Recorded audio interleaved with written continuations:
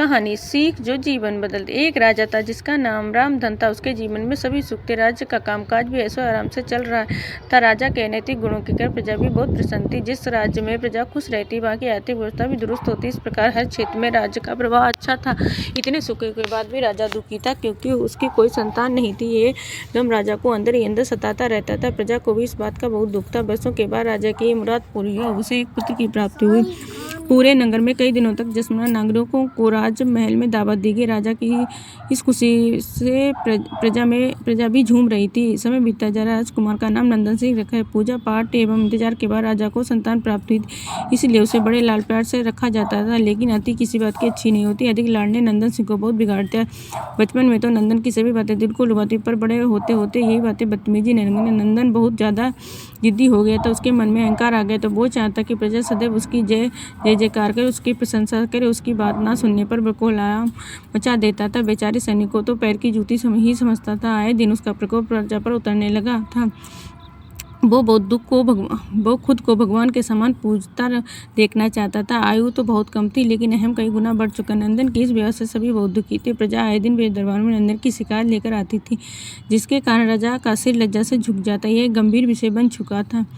एक दिन राजा ने सभी खास दरबारियों एवं मंत्रियों की सभा बुलवाई और उनसे अपने दिल की बात कही। वे राजकुमार के इस व्यवहार से अत्यंत दुखी थे। राजकुमार इस राज्य का भविष्य था। अगर उनका व्यवहार यही रहा तो राज्य की खुशहाली चंद दिनों में ही जाती रहेगी। दरबारी राजा को सांत्वना देते और कहते, आप हिम्मत रखो, वरना प्रजा निस्सहाय हो जाएगी। मंत्री के सुझाव दिए कि राजकुमार को एक उचित मार्गदर्शन या सामान्य जीवन के अनुभव की जरूरत है।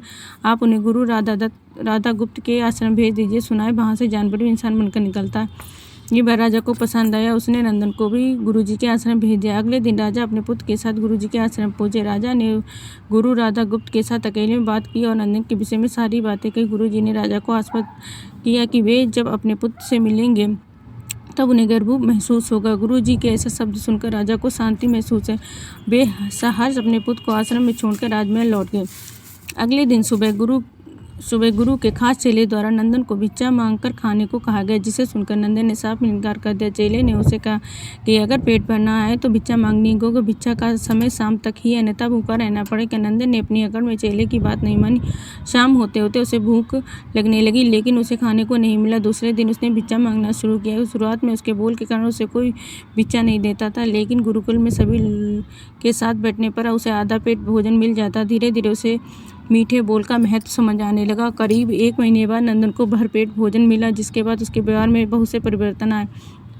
इसी तरह गुरुकुल के सभी नियमों ने राजकुमार में बहुत से परिवर्तन किए, जिसे राधा गुप्त जी समझ रहे थे। एक दिन राधा गुप्त जी ने नंदन को अपने साथ सुबह सवेरे सैर पर चलने का कहा। दोनों सैर पर निकल गए। रास्ते में बहुत भर बातें की। गुरुजी ने नंदन से कहा कि तुम बुद्धिमान हो, तुमसे बहुत अधिक ऊर्जा है, जिससे तुम्हें सही दिशा में उपयोग करना चाहिए। दोनों चलते चलते एक सुंदर बाग में पहुंच गए, जहाँ बहुत सुंदर सुंदर फूल थे जिनसे महक रहा था। गुरुजी ने नंदन को बाग में पूजा के लिए गुलाब के फूल तोड़ने का। नंदन ने झट से सुंदर सुंदर गुलाब तोड़ लाया और अपने गुरु के सामने रख दिए। जब गुरुजी ने नीम के पत्ते तोड़कर लाने का, नंदन वो भी ले आया। जब गुरुजी ने उनसे सूंघने को कहा तो बताओ कैसा लगता। नंदन ने गुलाब सूंघा, गुलाब की बहुत तारीफ की। फिर जो उसने नीम के पत्ते चक्कर उनके बारे में कहने को, जैसे ही नंदन ने नीम के पत्ते खाए उसका मुंह कड़वा गया।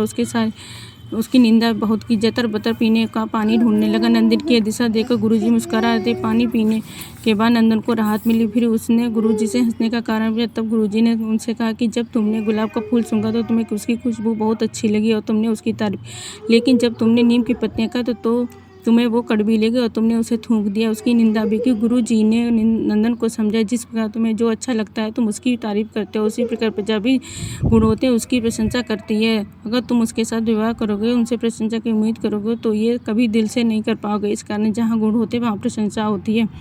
नंदन को सभी बातें विस्तार से समझ आ जाती हैं और वो अपने महल लौट जाता है। नंदन में बहुत परिवर्तन आता है और वो बाद में एक सफल राजा बनता है।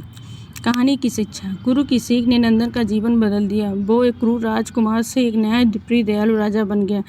इस कहानी से हमें ये शिक्षा मिलती है कि हमें गुण होंगे तो लोग हमें हमेशा पसंद, लेकिन अगर अब गुण हैं तो हमें प्रशंसा कभी नहीं मिल सकती।